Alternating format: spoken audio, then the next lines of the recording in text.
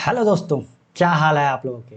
मैं उम्मीद करता हूँ कि आप सब बढ़िया होंगे और अपनी पढ़ाई कर रहे होंगे। तो चलिए, एक बार फिर से स्वागत है HMWB बैंकिंग एग्जाम में। जैसा कि आप लोग जानते हैं कि मैं संजय कुमार मौर्य आप लोगों के लिए लेके आया हूँ सिलेक्शन का होम्योपैथ, जिसमें मैं आपको अर्थमेटिक के मिक्स क्वेश्चन की प्रैक्टिस कराता हूँ, ताकि आपकी अर्थमेटिक जो है इम्प्रूव हो सके और आप कम से कम टाइम में ज़्यादा से ज़्यादा क्वेश्चन सॉल्व कर सके।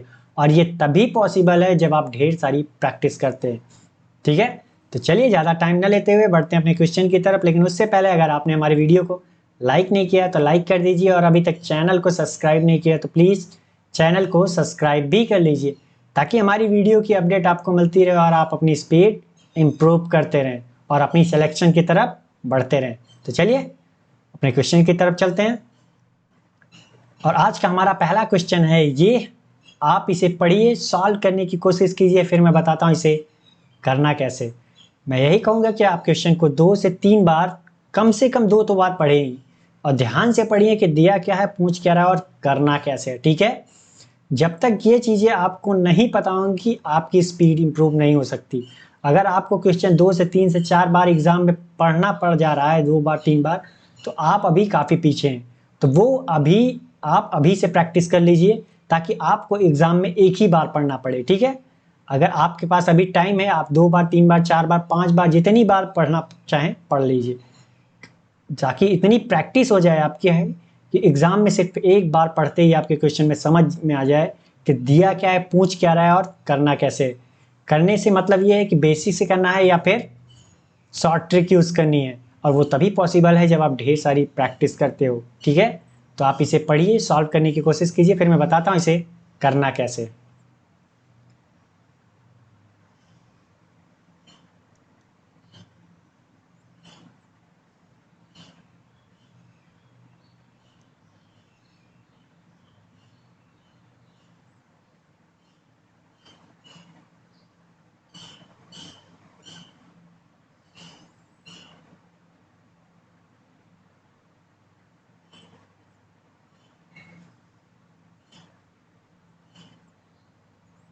ठीक है, तो चलिए, आपने इसे पढ़ लिया होगा, मैं ऐसी उम्मीद करता हूँ। मैं बताता हूँ इसे सॉल्व कैसे करना। ठीक है, कह रहा है एक वस्तु को 33.33% लाभ पर बेचा जाता है।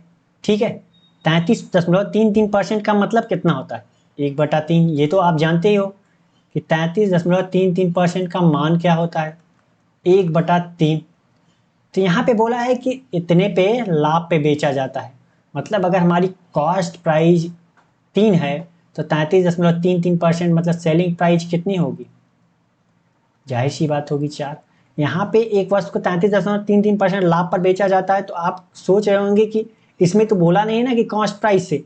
तो आपको जाहिर सी बात पता है कि आपको प्रॉफिट और लॉस पता आप कैसे चलता है।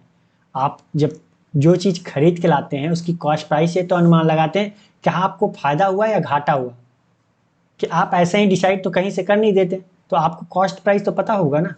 तो ये कह रहा है कि अगर हमारी 33.33% का लाभ हुआ, तो यहाँ पे अगर 3 कॉस्ट प्राइस है, तो इसका 33.33% कितना, 1। तो हम बेचेंगे कितने पे, 4 पे, तभी तो हमें कितने का प्रॉफिट होगा। तो यहाँ पे हमें मिल गया selling price and cost price का रेशियो मिल गया कितने का, 4 एंड 3 का। तो हम मान लेते हैं कि कॉस्ट प्राइस हमारी कितनी, सेलिंग प्राइस हमारी कितनी है, 4x, और कॉस्ट प्राइस कितनी है, 3x। तो 2 कंडीशन दिया है। आगे कह रहा है यदि लागत मूल्य में 30% बढ़ा दिया जाए और विक्रय मूल्य में 30% कम कर दिया जाए, तो लाभ जो है 16.66% रह जाएगा। वस्तु का वास्तविक लागत मूल्य क्या होगा। ठीक है, तो ये पहली कंडीशन में क्या दिया है उसने, कि पहली कंडीशन में उसने दिया है कि वस्तु को 33.33% लाभ पर बेचा जाता है। तो हमें क्या मिल गया, यहाँ से हमने मान लिया कितना, कॉस्ट प्राइस हमारा कितना आ गया, 3x, और सेलिंग प्राइस कितना कितना हो गया यहाँ से, 4x। अब सेकेंड कंडीशन में कह रहा है कि यदि लागत मूल्य 30% बढ़ा दिया जाए, तो हमारी लागत मूल्य है कितनी भैया, 30, 3x है। तो 30 बढ़ा दिया तो मतलब अब कितनी हो जाएगी, 3x + 30। और कह रहा है विक्रय मूल्य में 30% कम कर दिया जाए, सेलिंग प्राइस कितना कर दिया जाए, सेलिंग प्राइस हमारी कितनी थी पहले, 4x थी, अब कितना कम कर दिया गया, 30 कम कर दिया गया। तो यहाँ पे अब देखेंगे तो प्रॉफिट कितने का होगा, प्रॉफिट कितने का होगा यहाँ पे, ये सेकंड वाले किस में प्रॉफिट कितने का होगा। अब भाई सेलिंग प्राइस में कॉस्ट प्राइस घटा दिया तो हमें क्या मिल जाएगा, प्रॉफिट मिल जाएगा। तो 4x-30 में 3x minus 30x 3x plus 30 घटाया तो कितना बचेगा, जाहिर सी बात है कि x माइनस कितना हो जाएगा, 60 बचेगा। कितना, x माइनस 60, ये हमारा क्या हो गया, प्रॉफिट। लेकिन आगे ये कह रहा है तो लाभ जो है 1.66% रह जाएगा। तो 16.66% का मान कितना होता है, 16.66% कितना होता है, 1/6 होता है। तो ये हमारा क्या है, कॉस्ट प्राइस है, ये हमारा क्या है, प्रॉफिट। तो कॉस्ट प्राइस एंड प्रॉफिट का रेशियो हमें मिल गया कितना, कॉस्ट प्राइस एंड प्रॉफिट का रेशियो कितना है हमारा, 6 एंड 1 का रेशियो हमें मिला है यहाँ से। तो यहाँ पे हमें प्रॉफिट कितना है हमारा, इतना, और कॉस्ट प्राइस कितना है हमारा, इतना। तो अब हम क्या करते हैं, रख देते हैं मान 3x प्लस 30 और हमारा प्रॉफिट कितना है x माइनस 60, और यहाँ पे कितना है कॉस्ट प्राइस एंड ये हमारा प्रॉफिट 1, कॉस्ट प्राइस कितना 6।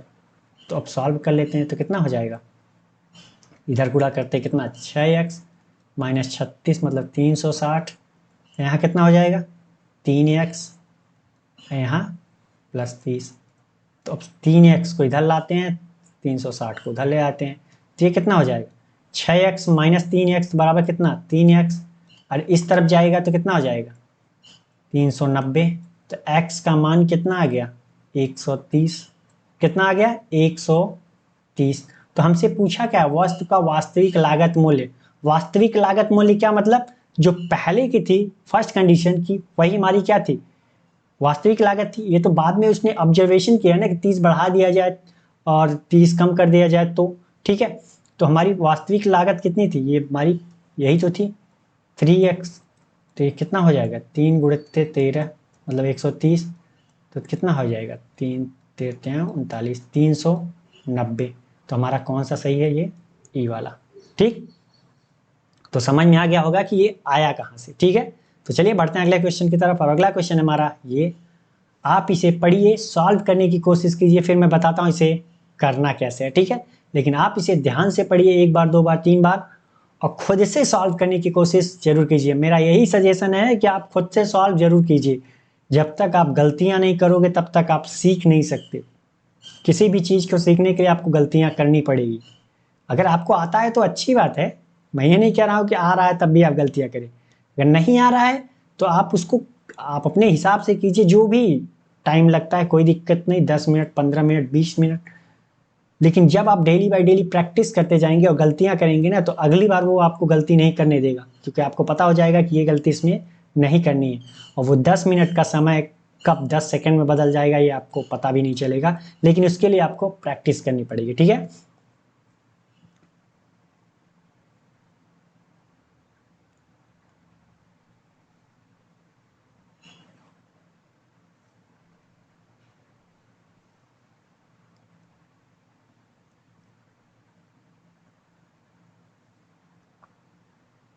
तो चलिए आपने इसे पढ़ लिया होगा, मैं ऐसी उम्मीद करता हूँ। मैं बताता हूँ इसे करना कैसे। ठीक है, कह रहा है ए बी और सी ने 4 5 6 के अनुपात में पूंजी निवेश करके एक व्यवसाय शुरू किया।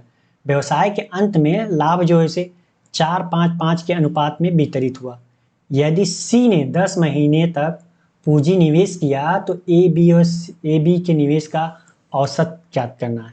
ठीक है, तो एक बात याद रखनी है कि यहाँ पे इन्वेस्टमेंट का रेशियो दिया है, प्रॉफिट का रेशियो दिया है, लेकिन टाइम का नहीं दिया। टाइम एग्जैक्ट दिया है और टाइम का एवरेज ही पूछ रहा है, तो हमें टाइम मिलेगा कहाँ से।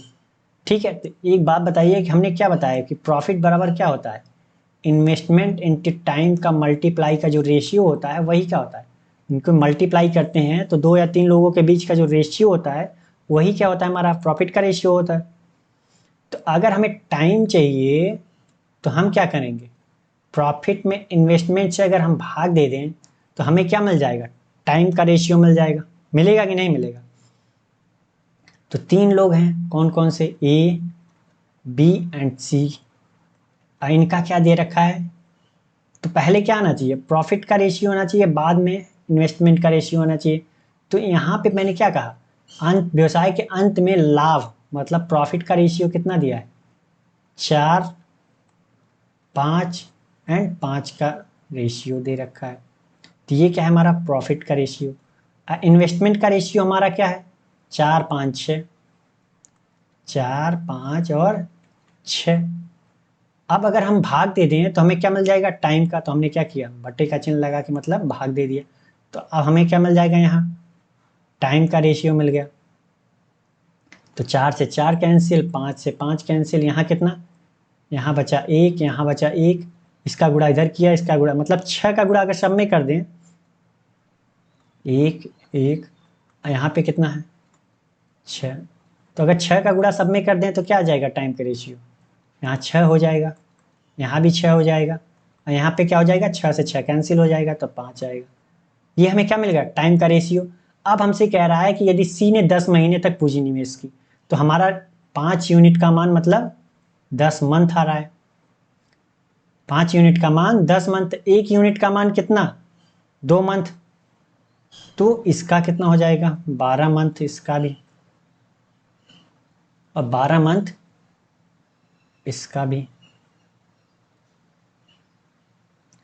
अब कह रहा है कि ए और बी के निवेश समय का औसत, तो ए प्लस बी के एवरेज, टाइम एवरेज पूछ रहा है, तो टाइम एवरेज क्या होगा भाई, ए प्लस बी का समय कितना लग रहा है, तो 12 + 12 मतलब 24 लग रहा है।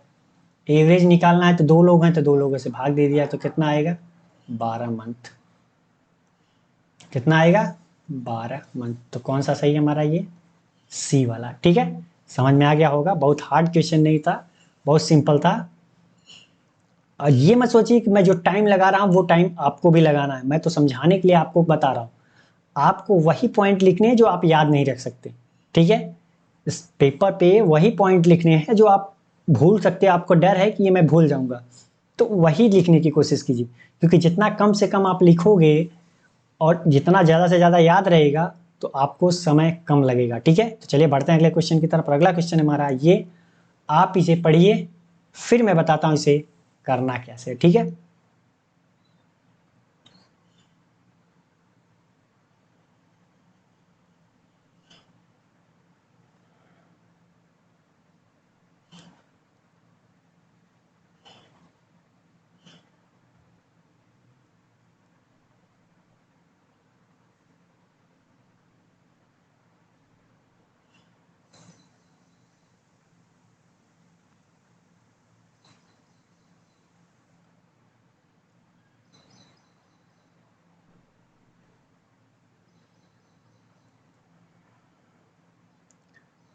तो चलिए आपने इसे पढ़ लिया होगा, मैं ऐसी उम्मीद करता हूँ। मैं बताता हूँ इसे करना कैसे है। ठीक है, कह रहा है यदि किसी बेलन की ऊंचाई को दुगना कर दिया जाए और त्रिज्या को 25% घटा दिया जाए तो उसकी आयत में कितने प्रतिशत परिवर्तन होगा। तो आयत का आयतन में कितना परिवर्तन होगा, सॉरी आयत नहीं, तो आयतन, बेलन का आयतन कितना होता है,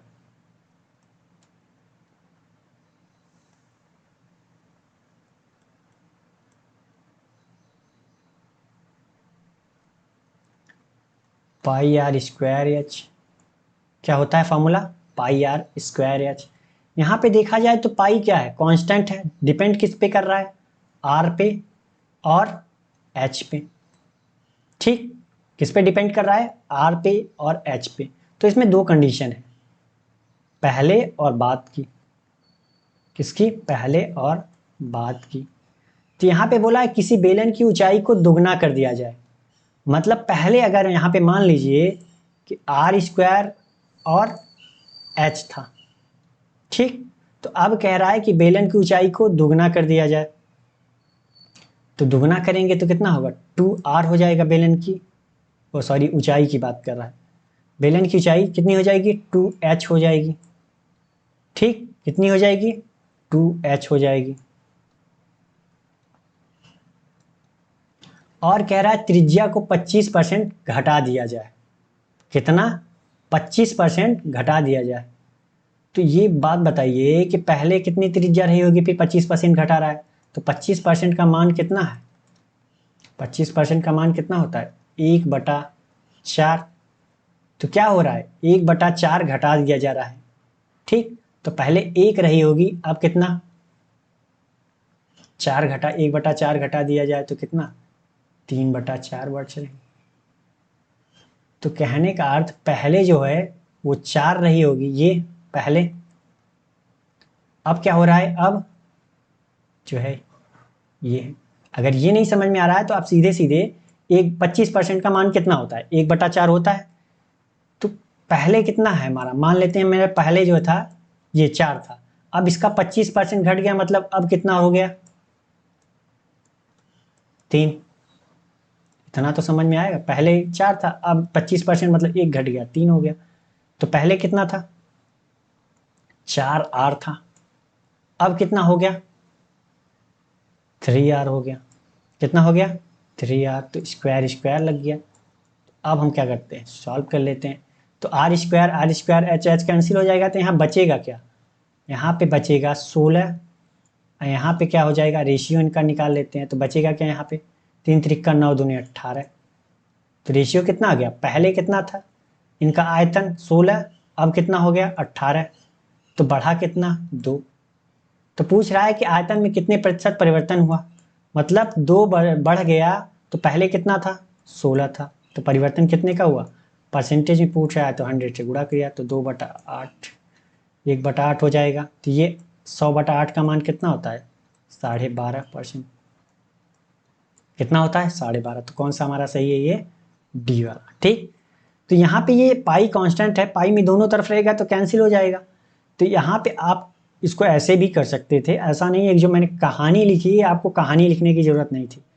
आयतन पहला और आयतन दूसरे का रेशियो निकाल लेते हैं। तो यहाँ पे कह रहा है कि आपको पता है कि R R H H cancel हो जाएगा, तो यहाँ पे बोल रहा है कि ऊंचाई को दुगना कर दिया जाए। तो पहले ऊंचाई 1 थी, तो अब कितना कर दिया गया, 2 गुना कर दिया जाए, और उसके त्रिज्या क्या है, 25% घटा दिया जाए। तो पहले 4 थी, तो भाई आर स्क्वायर है तो 4 का स्क्वायर, अब कितना हो जाएगा, 3 का स्क्वायर, मतलब 25% घटा दिया। तो यहाँ जाहिर सी बात है 16/18 आया, रेशियो 18, सॉरी बटा नहीं, 16 रेशियो 18 आया, 2 बढ़ा, वही कहानी 2/16 उड़ते 100, 12.5% आया कि नहीं आया।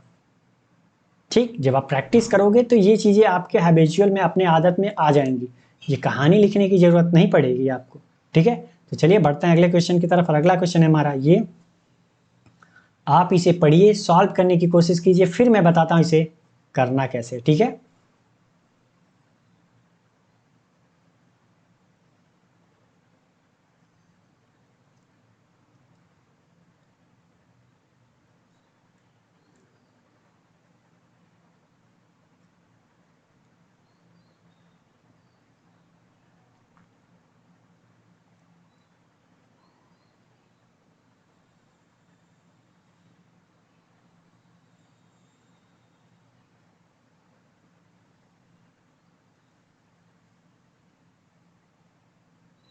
तो चलिए आपने इसे पढ़ लिया होगा, मैं इसे उम्मीद करता हूं। मैं बताता हूं इसे सॉल्व कैसे करना। ठीक है, कह रहा है कि एक ट्रेन ट्रेन की दिशा में 12 किलोमीटर प्रति घंटा की गति से दौड़ रहे व्यक्ति को 18 सेकंड में पार करती है, जबकि वही ट्रेन विपरीत दिशा में 16 किलोमीटर प्रति घंटा की गति से दौड़ रहे व्यक्ति को 6 सेकंड में पार करती है।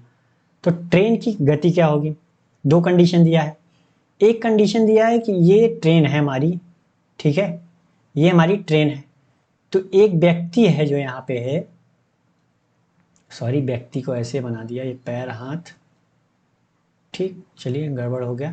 तो ये मान लीजिए ट्रेन की लंबाई कितनी है, हमने मान लिया L है, और इसकी स्पीड कितनी है, V है। और क्या कर रहा है कि ये ट्रेन जिधर जा रही है उधर व्यक्ति भी जा रहा है। ठीक, तो आप बताइए कि अगर इसको पार करना हो व्यक्ति को तो कितनी डिस्टेंस ट्रेवल करेगा, तो कितनी डिस्टेंस, अब मान लीजिए व्यक्ति हमारा यहीं है, ठीक, और ट्रेन हमारी कहाँ पहुंच गई, यहाँ पहुंच गई। तो पहले मुंह देखिए यहाँ पे थी, अब मुंह यहाँ पे है, तो कितना डिस्टेंस ट्रेवल की, व्यक्ति का मान डिस्टेंस जो है वो 0 मानते हैं, क्योंकि भाई कितना मोटा होगा आदमी।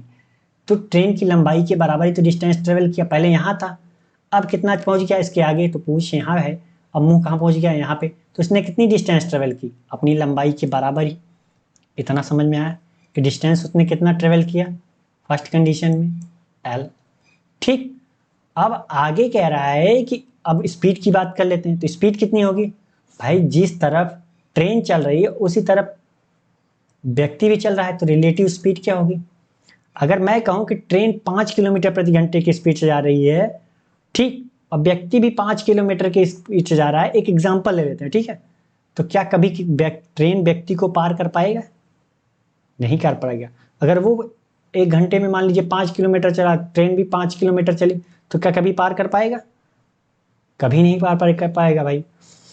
ट्रेन को पार करने के लिए क्या चाहिए, व्यक्ति से ज्यादा स्पीड होनी चाहिए। अगर मान लीजिए यहीं पे कि व्यक्ति की स्पीड 5 किलोमीटर है और ट्रेन की स्पीड 10 किलोमीटर है, तो वो क्या करेगी, जितनी देर में वो 5 किलोमीटर चलेगी, हाँ, 1 घंटे में व्यक्ति 5 किलोमीटर चला लेकिन ट्रेन 10 किलोमीटर चली, तो उनके बीच की दूरी क्या हुई, कम होती है। तो रिलेटिव स्पीड क्या होता है यहाँ पे, अगर सेम डायरेक्शन में जा रहे हैं तो जिसकी स्पीड ज़्यादा होती है उसमें क्या करते हैं, कम स्पीड वाले को घटा देते हैं। तो यहाँ पे ट्रेन की स्पीड ज़्यादा है और कौन है, 12 किलोमीटर प्रति घंटा है व्यक्ति की स्पीड, तो हमने क्या किया, घटा दिया। तो हमारी रिलेटिव स्पीड जो है एक्चुअल, वो कितनी मिल गई, v-12। तो अब हम पहली कंडीशन के लिए निकाल लेते हैं क्या, डिस्टेंस बराबर क्या होता है, डी बराबर क्या, स्पीड इंटू टाइम। तो डिस्टेंस कितना है हमारा, एल, स्पीड कितनी है, v-12। लेकिन एक बात याद रखनी है कि यहाँ पे 18 सेकंड दिया है, और हमारी जो स्पीड है ये किसमें हमने मानी है, किलोमीटर प्रति घंटा में। तो 5/18 से हम क्या करेंगे, गुणा कर दिया हमने, तो ये क्या हो गया, मीटर पर सेकंड में। और यहाँ पे अब टाइम, टाइम कितना लग रहा है, 18 सेकंड लग रहा है। तो 18 से 18 कैंसिल, तो एल बराबर कितना आ गया हमारा, v-12 इंटू 5। तो इक्वेशन नंबर 1 हो गया हमारा। ठीक, अब आगे कह रहा है कि जबकि वही ट्रेन, ट्रेन वही है, विपरीत दिशा में 16 किमी प्रति घंटे की गति से दौड़ रहे व्यक्ति को 6 सेकंड में पार करती है। तो अगर कोई ट्रेन है जो कि सामने से आ रही है, ये व्यक्ति, ट्रेन इधर जा रही है और व्यक्ति इधर है, ठीक है, व्यक्ति इधर है, व्यक्ति इधर जा रहा है, ट्रेन इधर जा रही है। तो आप बताइए कि पार करने में कितनी डिस्टेंस ट्रेवल करनी पड़ेगी। भाई जाहिर सी बात है कि इतनी ही ट्रेन की लंबाई के बराबर ही तो डिस्टेंस ट्रेवल करनी पड़ेगी। ठीक, यहाँ पे रिलेटिव स्पीड क्या होगा, जब वे एक दूसरे की तरफ भाग रहे हैं तो उनका रिलेटिव स्पीड क्या होगा भाई। अगर वो 1 घंटे में 5 किलोमीटर चला और वो 1 घंटे में 10 किलोमीटर चला, तो क्या होगा, उनके बीच की डिस्टेंस कितनी कम हो गई भाई, 5 वो चला 5 वो चला, कहते हैं ना कुछ दूर तुम चलो कुछ दूर हम चलते हैं। अगर कोई एक व्यक्ति वहां पे खड़ा है, अगर मैं उसके पास जाऊं तो कितना टाइम लगेगा, और वो भी आ रहा है मैं भी आ रहा हूं, तो रास्ते में ही तो मिल जाएंगे। तो स्पीड क्या हो गई, जुड़ जाएगी। जब सामने से कोई चीज आते हैं तो जमीन पे जुड़ जाते हैं और पानी में क्या होते हैं, घट जाते हैं, यही उल्टा होता है, ठीक है। तो यहाँ पे रिलेटिव स्पीड हमारी क्या आ जाएगी, ट्रेन की स्पीड प्लस व्यक्ति की स्पीड कितनी है, 16 किलोमीटर प्रति घंटा। तो सेकेंड कंडीशन के लिए क्या हो जाएगा, स्पीड बराबर डिस्टेंस बराबर क्या, स्पीड, तो v प्लस 16। अब ये क्या था, किलोमीटर प्रति घंटा में है, तो हमने क्या किया, मीटर पर सेकंड में चेंज किया, और 6 सेकंड में ये क्या हो रहा है, पार कर जा रही है, टाइम भी गुणा कर दिया। तो 6×3=18। तो हमारा कितना आ गया, यल बराबर कितना, v प्लस 16 इंटू 5/3, कितना, 5/3। तो इक्वेशन नंबर 2। अब यहाँ पे भी देखा जाए तो एल स्पीड है, यहाँ पे भी एल है, तो डिस्टेंस बराबर है, तो क्या होगा, इक्वेशन नंबर 1 बराबर इक्वेशन नंबर 2 कर दिया। तो अब सॉल्व कर सकते हैं ना, v-12 बराबर कितना, गुणित 5 बराबर कितना, v प्लस 16 गुणित 5/3। तो 5 से 5 कैंसिल हो गया, और मैं इधर मिटा देता हूँ, ये समझ में आ गया होगा आपको, ठीक है।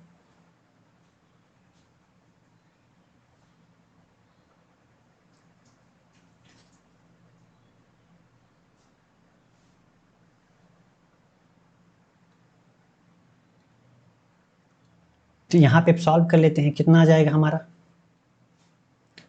तो ये 3 का गुणा इधर कर दिया तो 3v माइनस 36, ठीक, बराबर कितना v प्लस 16। तो इधर आएंगे तो कितना हो जाएगा 2v हो जाएगा, 36 इधर जाएगा तो 52। तो v का मान क्या आ गया 26। तो 26 क्या आया किलोमीटर प्रति घंटे में आया। भाई हमने माना कितना था 26 किलोमीटर प्रति घंटा ही तो माना था। तो हमारी कौन से सही है ये डी वाला। ठीक, तो समझ में आ गया होगा आपको कि ये आया कहाँ से। ठीक, तो बढ़ते हैं अगले क्वेश्चन की तरफ। ये क्वेश्चन आपको समझ में आ गया होगा और अगला क्वेश्चन है हमारा ये, आप इसे पढ़िए, सॉल्व करने की कोशिश कीजिए, फिर मैं बताता हूँ इसे करना कैसे। ठीक है,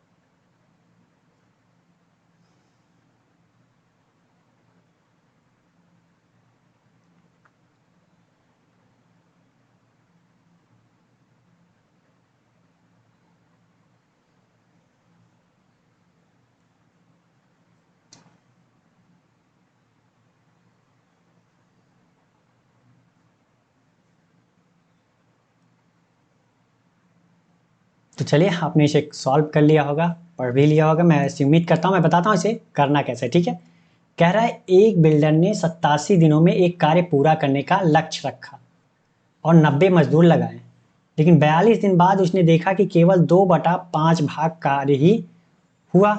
अब वह कार्य को समय पर पूरा करने के लिए कितने अतिरिक्त मजदूर लगाएगा। ठीक है, तो एक बात बताइए कि 87 दिन में उसे कार्य करना था और 90 मजदूर के साथ उसने स्टार्ट किया। तो आपको एक फॉर्मूला पता होगा कि क्या होता है MDH बराबर W1 बराबर क्या M2D2H2 बराबर W2।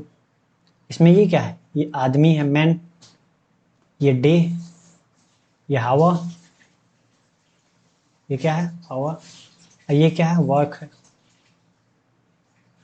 तो यहाँ पे अब कह रहा है कि 87 दिनों में एक कार्य पूरा करना था और लक्ष्य रखा और 90 मजदूर लगाए। तो अब यहाँ से आ जाते हैं, कह रहा है कि 42 दिन बाद, टाइम कितना दिया है 42 दिन बाद, और कितने मजदूर लगाए थे उसने 90 मजदूर लगाए थे। अगर 90 मजदूर लगाए थे उसने, ठीक है, अब आगे कह रहा है कि उसने देखा कि 2/5 कार्य ही पूरा हुआ। मतलब कहने का 2/5 मतलब हमारा क्या होता था, हमने बताया ना कि ये 2/5 क्या है, हम यही कहते हैं कि टोटल वर्क क्या था हमारा, टोटल वर्क हमारा कितना था 5, जिसमें से उसने क्या किया 2 कार्य किया। तो जिसमें से यहाँ पे वर्क कितना आ जाएगा नीचे, टोटल कितना किया 5 वर्क था जिसमें से 2 किया। अब बराबर M2 पूछ रहा है कि अब वह कार्य को समय पर पूरा करने के लिए कितने अतिरिक्त मजदूर क्या है। 90 तो काम कर ही रहे हैं, 90 तो काम कर ही रहे हैं, हमने मान लिया कि X मजदूर और काम लगा दिए गए। अब 42 दिन बीत गए हैं, 87 दिन में उसे काम पूरा करके देना है। तो हमारे पास टाइम कितना बच गया 45 डे। ठीक, कितना बच गया 45 डे। और टोटल 5 वर्क था, 2 कंप्लीट हो गया तो बचा कितना 3 वर्क बचा। कितना बचा 3। तो अब इसे हम सॉल्व कर लेते हैं। तो 45 गुना 90 और यहाँ पे कितना हो जाएगा 21 गुना 42। तो यहाँ पे कितना हो जाएगा गुणा कर देते हैं, 21 दूना 42 और 42 का गुणा 3 में किया तो कितना हो जाएगा 3 दूनी 6, 3 चौक 12, 126, 90 प्लस x। तो x का मान कितना आ जाएगा 36। मतलब कहने का अर्थ 36 मजदूर उसे और लगाने पड़ेंगे, टोटल जो है काम टाइम पे करने के लिए। टाटा टोटल जो काम पूरा करना है, अगर उसे हमको 87 दिन में करना है तो 36 मजदूर और हमें चाहिए। ठीक है, तो हमारा कौन सा सही है ये बी वाला। ठीक है, समझ में आ गया होगा। और ये जो MDH1 ये हमने W1 फॉर्मूला लिखा है, एक दिन मैंने ये आपको ड्राइव करके भी बताया था कि ये आया कहाँ से। ठीक, तो समझ में आ गया होगा। अगर आप चाहते हैं कि मैं इसे फिर से बताऊं तो एक दिन मैं बताऊंगा फिर से। ठीक है, तो चलिए बढ़ते हैं अगले क्वेश्चन की तरफ। अगला क्वेश्चन है हमारा ये, आप इसे पढ़िए, सॉल्व करने की कोशिश कीजिए, फिर मैं बताता हूँ इसे करना कैसे है, ठीक है।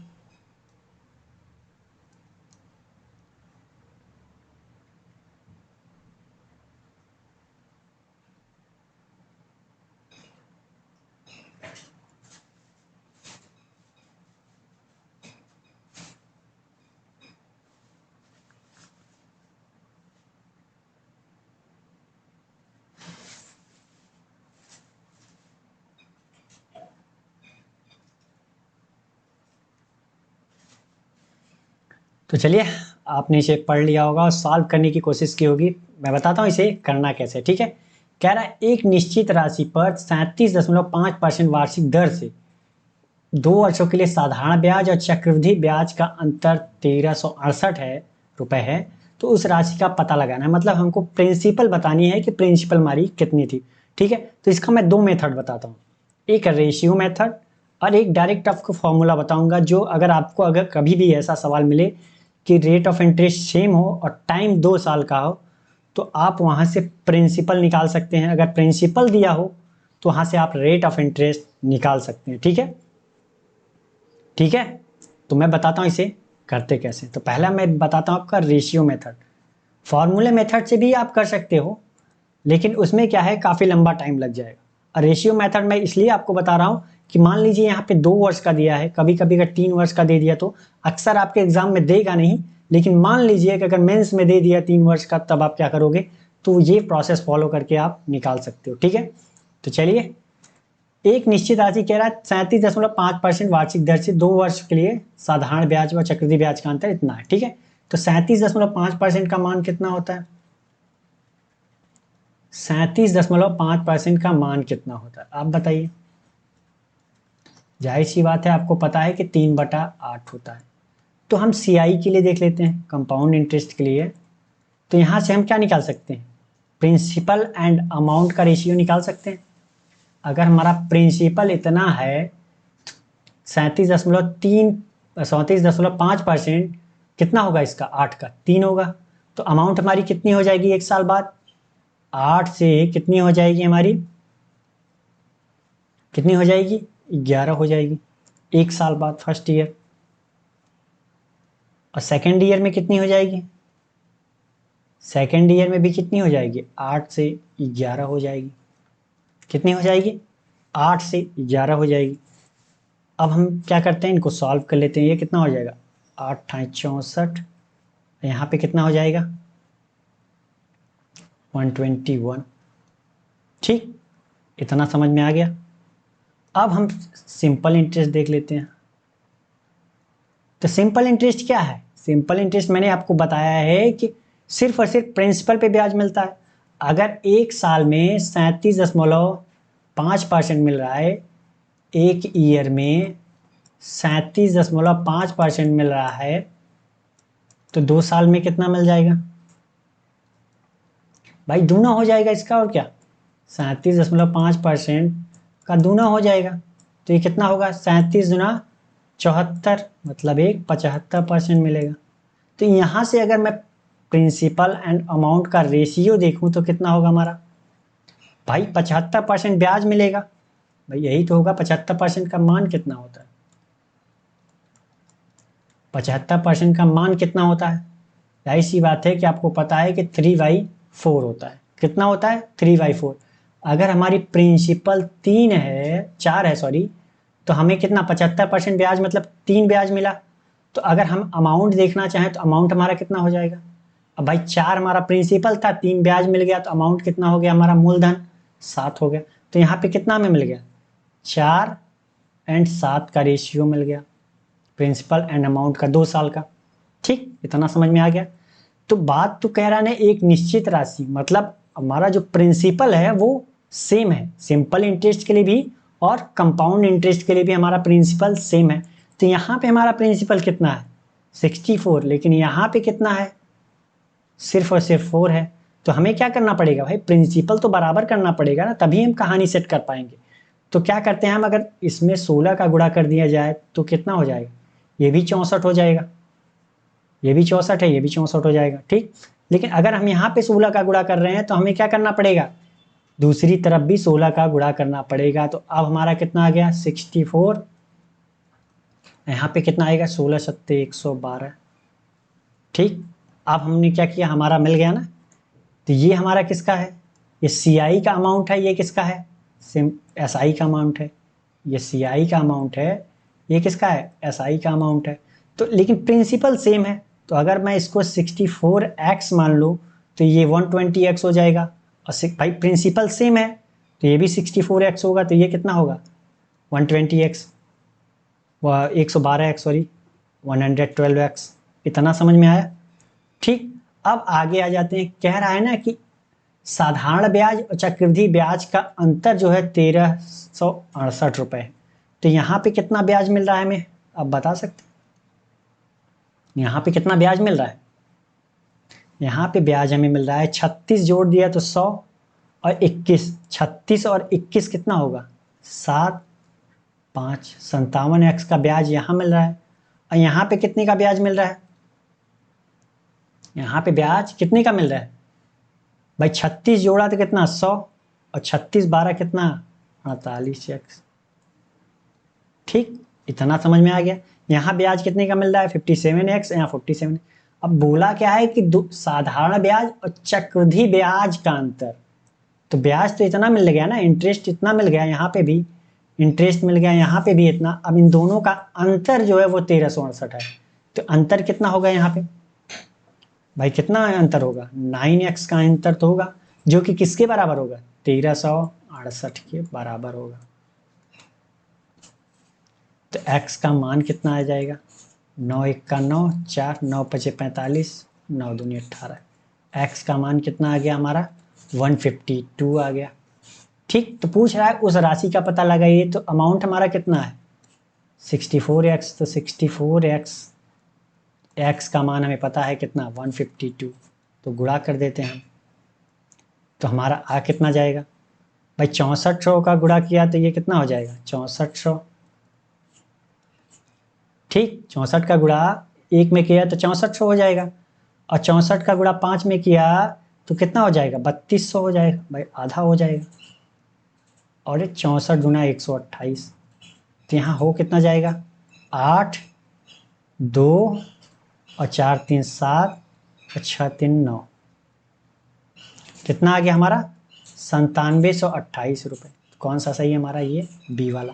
तो ये 2 लोगों के लिए था। अगर यहाँ पे अगर वो 3 ईयर की बात करता तो यहाँ पे क्या करते 8 से 11 पहले ईयर, 8 से 11 दूसरे ईयर, और 8 से 11 फिर तीसरे ईयर करते हैं, फिर ये कहानी करते हैं। यहाँ पे भी क्या है 2 साल में 37.5% एक ईयर में मिला, तो 3 ईयर में कितना मिलता। यहाँ भी कहने का अर्थ है हमारा कि प्रिंसिपल एंड अमाउंट का हम रेशियो निकालते हैं, प्रिंसिपल को बराबर करते हैं, फिर देखते हैं कि ब्याज कितना मिला, दोनों का ब्याज निकाल लेते हैं, फिर ब्याज का अंतर निकाल करके दिखा सकते थे। आपसे 2 साल 3 साल 4 साल जितने का पूछे आप कर सकते हो कि नहीं कर सकते हो। ठीक, इतना समझ में आ गया। तो चलिए बढ़ते हैं दूसरी तरफ। अब शॉर्ट मेथड बताता हूँ मैं आपको। तो शॉर्ट मेथड का मतलब है एक फॉर्मूला होता है आपके लिए, मैंने अभी ड्राइव नहीं करवाया है, जब मैं पूरा बेसिक से पढ़ाऊंगा तो आपको ड्राइव भी कराऊंगा।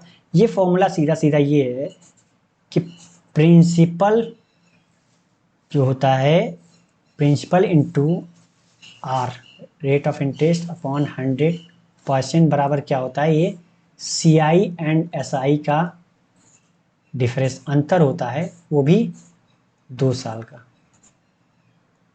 2 ईयर के CI एंड SI का अंतर का फॉर्मूला होता है ये। तो 2 ईयर के CI एंड SI का मान कितना दिया है 1368 रुपया। ठीक, और यहाँ पे कितना है P को P रहने देते हैं। R का देखिए तो कितना है R upon 100%, sorry R square upon 100% होता है। तो यहाँ पे अगर मैं R का 100 लिखूँ R स्क्वायर, तो परसेंटेज को हटाने के लिए हमें क्या करना पड़ेगा 100 का गुणा और करना पड़ेगा कि नहीं करना पड़ेगा। तो यहाँ पे अगर हम सॉल्व करें तो ये कितना हो जाएगा R अपॉन 100। ठीक, और यहाँ पे कितना R अपॉन 100 लिख सकते हैं। ठीक, तो इतना समझ में आ गया होगा कि ये 1368 के बराबर इतना लिख सकते हैं।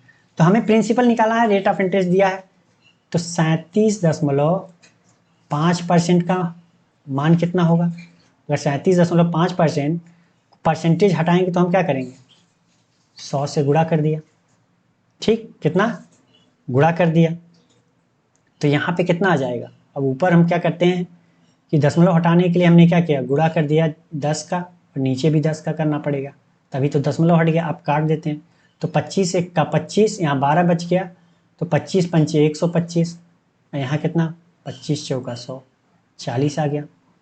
और 5 तिया 15, 5 अट्ठ 40, 3/8 आया। 37.5 का मान कितना आया, 8 आया। अब यहाँ पे आप तो रख लीजिए, आर का मान कितना रखेंगे, 37.5/100। यहाँ पे भी कितना रखेंगे, 37.5/100। तो इसका मान मैंने कितना निकाला है, 3/8। तो P गुणते 3/8, यहाँ पे भी क्या 3/8, ठीक। तो यहाँ कितना हो गया 1368। तो अब सॉल्व कर लेते हैं। तो 9 से कैंसिल किया तो कितना आ जाएगा 152, और 8 × 64 इधर गुणा हो जाएगा, तो P का मान कितना आ जाएगा 9728। तो ये हमारा था शॉर्ट मेथड।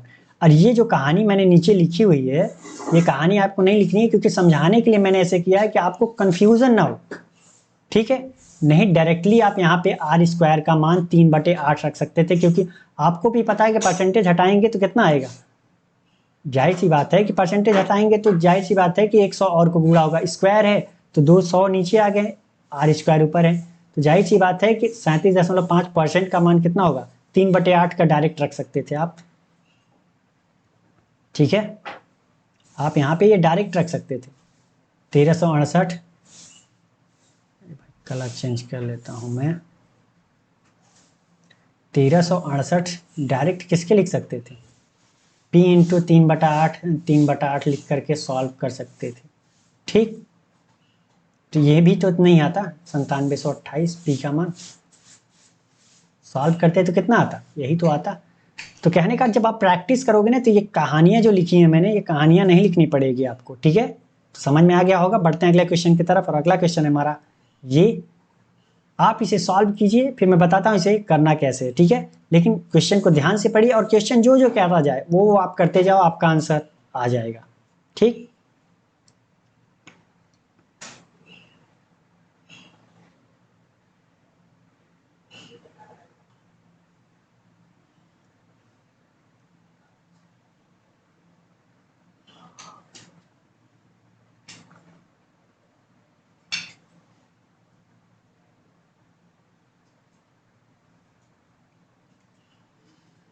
तो चलिए, आपने इसे पढ़ लिया होगा, सॉल्व करने की कोशिश की होगी, मैं ऐसी उम्मीद करता हूँ। मैं बताता हूँ इसे सॉल्व कैसे करना, ठीक है।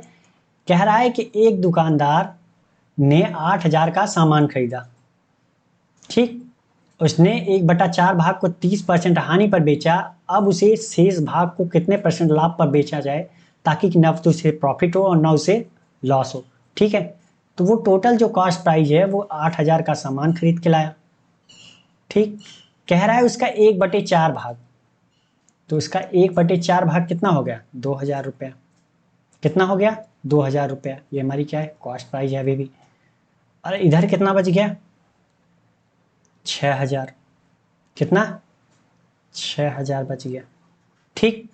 कह रहा है कि उसे 30% के लॉस पर बेचा, यहाँ पे इसका 30% लॉस पे बेचा, तो इसका 30% कितना होगा, इसका 30% कितना होगा।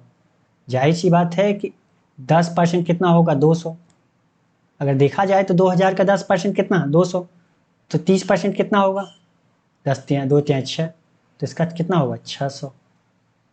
तो 600 क्या हमने घटा दिया, तो सेलिंग प्राइस हमारी क्या हो गई 1400, 1400 पे मैंने इसे बेचा, ठीक। अब आगे कह रहा है कि उसे शेष भाग को कितने % लाभ पे बेचना चाहिए, ताकि लाभ और हानि न हो, बराबर रहे। तो टोटल जो है 2000 ये 6000 ये, मतलब टोटल उसका जो कास्ट प्राइस है वो 8000 है, ये आपको भी पता है। अब बेचना हमें कितने पे है, मैंने 1400 रुपये पे इतना बेच दिया। अब ये बेचना तो सिर्फ 6000 वाला सामान है, कॉस्ट प्राइस जिसकी 6000 है, उसको कितने पे बेचना है भाई, टोटल हमें रखना है कितना 8000, तभी तो हमें नो प्रॉफिट नो लॉस होगा। सेलिंग प्राइस भी हमें लास्ट में कितनी रखनी है 8000, तो हम इसे बेचना कितने पे पड़ेगा, जाहिर सी बात है कि 6400 पे से हमें 6600 पे में से बेचना पड़ेगा। कितने पे भाई? 8,000 पूरा करने के लिए क्या करना पड़ेगा? हम 600 पे बेचेंगे तभी तो टोटल हमारी सेलिंग प्राइस कितनी होगी? 8,000। ठीक, तो ये कितने % प्रॉफिट पे बेचना होगा उसे? तो यहाँ पर प्रॉफिट कितना है? 6,000 का सामान 400 में बेचना है, मतलब 600 के प्रॉफिट पे बेचना है। ठीक, तो प्रॉफिट परसेंटेज कितना होगा हमारा? प्रॉफिट परसेंटेज के लिए क्या चाहिए? Profit upon cost price. Cost price हमारी कितनी है? 6,000। परसेंटेज चाहिए तो 100 से गुणा कर दिया हमने। तो अब क्या होगा? 1 0 2 0 1 0 2 0 1 0 1 0, यहाँ पे कितना? 10। तो हमारा प्रॉफिट परसेंटेज कितना होना चाहिए? 10%। अगर प्रॉफिट परसेंट पे बेचे तो जाहिर सी बात है कि उसे ना प्रॉफिट होगा ना लॉस होगा। ठीक है, तो यहाँ से भी आप डायरेक्ट निकाल सकते थे ये कि 600 का प्रॉफिट है, मतलब 6,000 का 600 कितना होगा? जाहिर सी बात है कि 6,000 का 600 कितना होगा? 10% ही तो होगा, मतलब 10% प्रॉफिट पे बेचना पड़ेगा।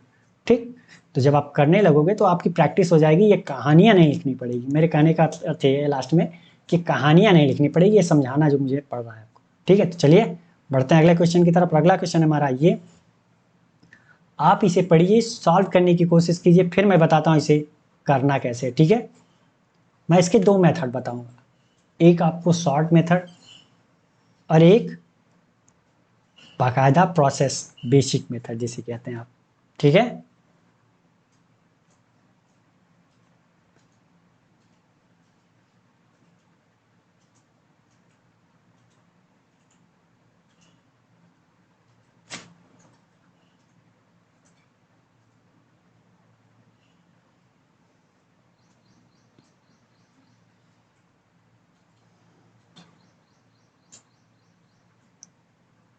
तो चलिए आपने इसे पढ़ लिया होगा, और जो हमारे साथ शुरू से जुड़े हुए हैं उन्होंने तो कर भी लिया होगा। ठीक है, भले बेसिक से नहीं किया होगा, बेसिक से टाइम लगता है, लेकिन उसने शॉर्ट मेथड से तो इसका आंसर निकाल ही लिया होगा, मैं ऐसी उम्मीद करता हूँ। ठीक है, चलिए मैं बताता हूँ इसे करना कैसे।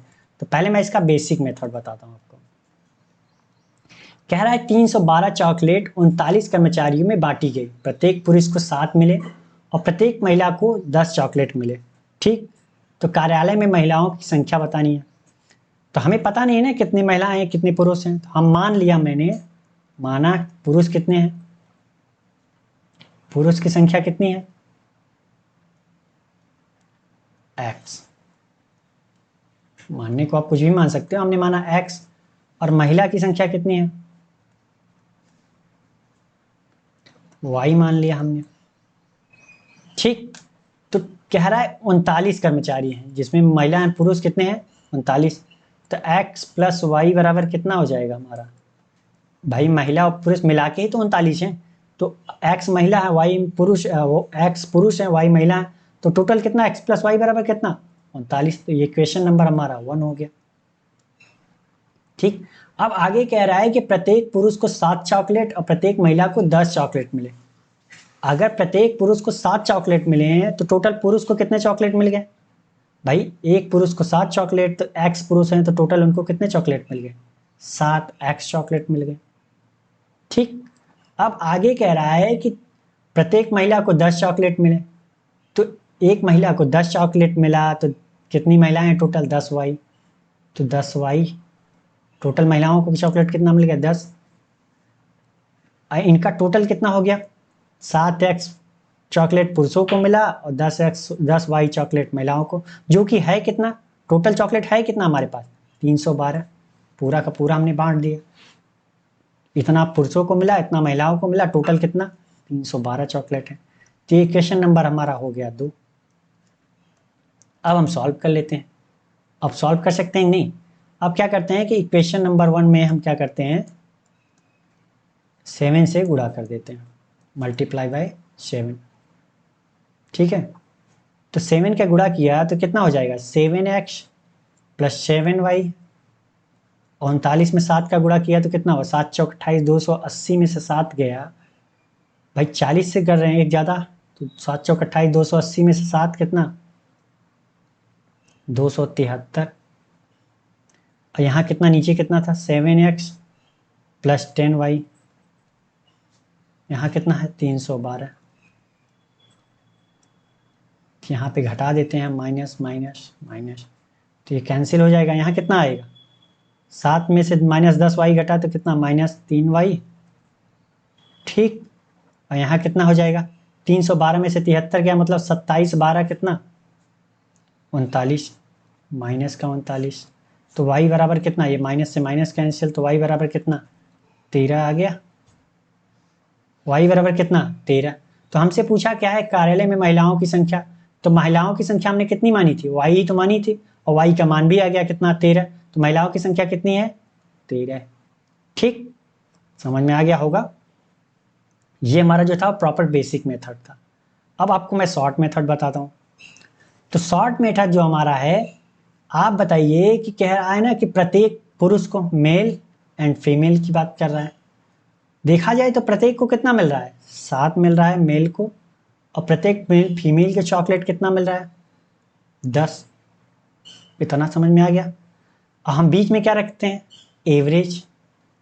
अगर टोटल 39 लोग हैं, 312 चॉकलेट बांटना है, तो प्रत्येक को कितना मिलता, 312 लोग हैं टोटल, सॉरी 312 चॉकलेट है, अगर मैं उनको बराबर बराबर बांटता तो एवरेज कितना मिलता। हम यहाँ पे क्या रखते हैं, एवरेज ही तो रखते हैं। तो आप बताओ कि 312 39 लोगों में डिवाइड करते हैं तो एवरेज कितना आता हमारा, एवरेज चॉकलेट कितना आता। तो 13 3 से काटते हैं तो 13 3 39, 3 1 का 3, 3 चौक 12, 13 अट्ठे 104, मतलब 8 चॉकलेट पर व्यक्ति को मिलता है। एवरेज हमारा कितना आ गया, 8। तो अब हम सॉल्व कर लेते हैं, तो कितना मिलेगा ये, 10 में से 8 गया 2, 8 में से 7 गया 1। तो रेशियो क्या आ गई मेल एंड फीमेल की, 2:1 की। तो ये हमारी क्या है, संख्या का रेशियो। क्योंकि यहाँ पे मैं कितना कह रहा है कि 7 चॉकलेट पर व्यक्ति, तो जो बटा में होता है वही तो होता है, यहाँ पे व्यक्ति की बात हो रही है, तो मतलब क्या है, उनकी संख्या की तो बात हो रही है। ठीक, तो यहाँ पे क्या आ गया हमारी, कितना रेशियो आ गया मेल एंड फीमेल का, 2:1 का। तो 2:1 3 यूनिट बराबर कितने लोग हैं, टोटल हैं कितने भाई, 2 पुरुष हैं जिसमें से, और 1 महिला है। तो 2:1 3 बराबर 3 यूनिट बराबर कितना, टोटल 39 लोग हैं। तो 1 यूनिट का मान कितना, 13। तो यहाँ पे कितने पुरुष हैं, 26 पुरुष हैं, और कितना, 13 महिलाएं। हमसे पूछा क्या है, महिलाओं की संख्या, तो महिलाओं की संख्या कितनी है, 13। तो समझ में आ गया होगा, ये हमारा मिक्सचर एंड एलिगेशन का फॉर्मूला यूज हुआ है। तो मिक्सचर एंड एलिगेशन जब आप प्रैक्टिस करोगे तो आपको क्वेश्चन देखते ही समझ में आ जाएगा कि कौन सा फॉर्मूला यूज होगा। ठीक है, तो चलिए बढ़ते हैं अगले क्वेश्चन की तरफ। और अगला क्वेश्चन हमारा ये, आप इसे पढ़िए, सॉल्व करने की कोशिश कीजिए, फिर मैं बताता हूँ इसे करना कैसे। ठीक है,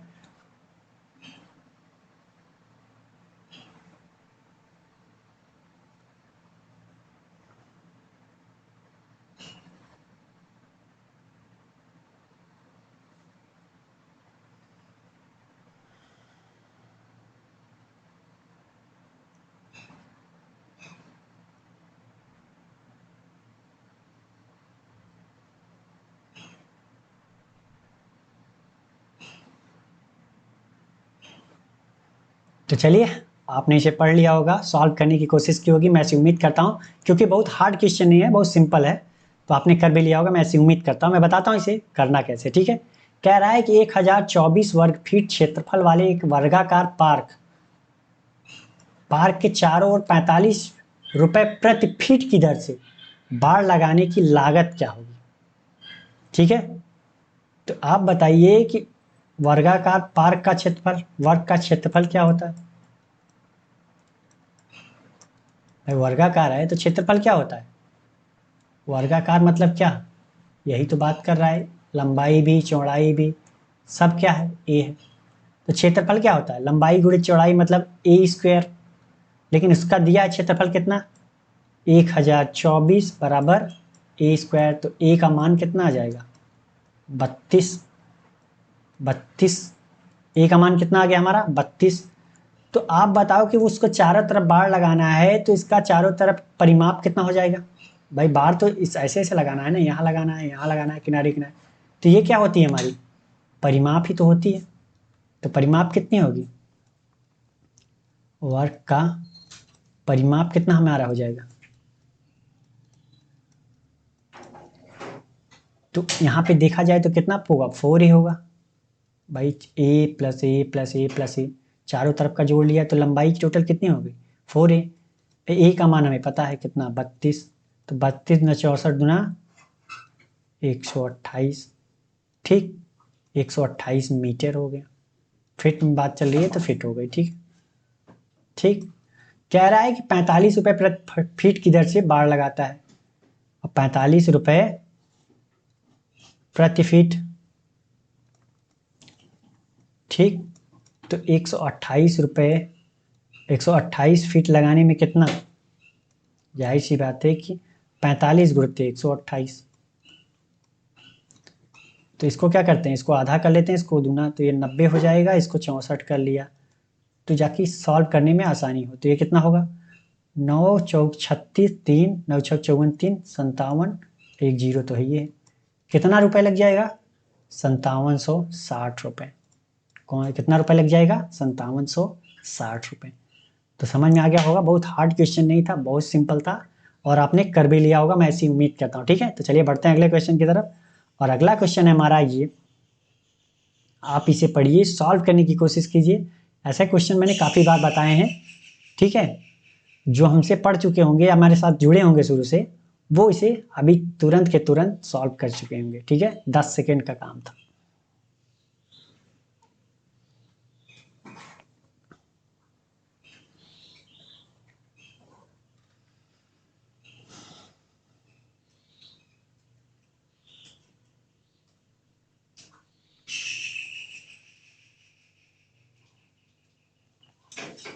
तो चलिए, आपने इसे पढ़ लिया होगा, मैं ऐसी उम्मीद करता हूँ। मैं बताता हूँ इसे करना कैसे, ठीक है।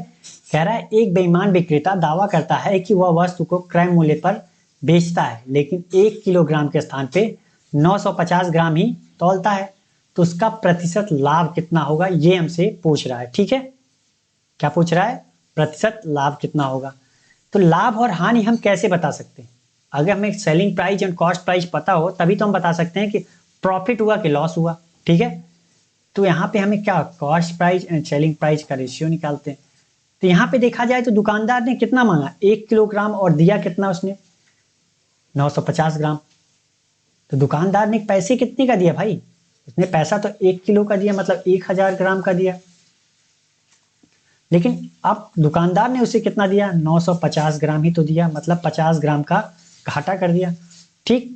तो उसका प्रॉफिट परसेंटेज, भाई 50 ग्राम कम दिया तो उसका प्रॉफिट परसेंटेज निकालना है, तो प्रॉफिट परसेंटेज कितना हो, 50 ग्राम कम दिया कितने पे, अब उसका प्रॉफिट परसेंटेज किसमें निकलेगा, कॉस्ट प्राइस हमारी क्या थी, 950।